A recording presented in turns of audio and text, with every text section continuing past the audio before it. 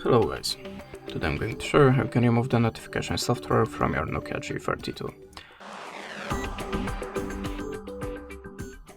So if something like that, like in the notification bar, or something like that, the spammy pop-ups when you're trying to visit inside, that means you have a notification software, and you can try to remove it by two ways: system settings and antivirus app.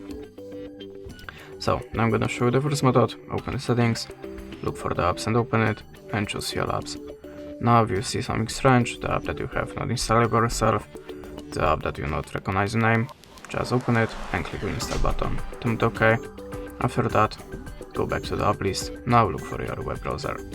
Tap on the storage and cache, choose the manage space, and select the clear all data. Now tap on OK. After that, your web browser shall be free from notification software. But if that way doesn't work for you, you can also try to download antivirus app, so go to the Play Store and look for the best antivirus app for you. I'm always using Avast, so we can launch it. And in this application, tap on the continuous free and choose start scan. Tap on the OK and add a permission to the files. Then go back, the scan started, and after that your web browser shall be free from notification software. That's it. Thanks for watching, leave us a like or a comment, and goodbye.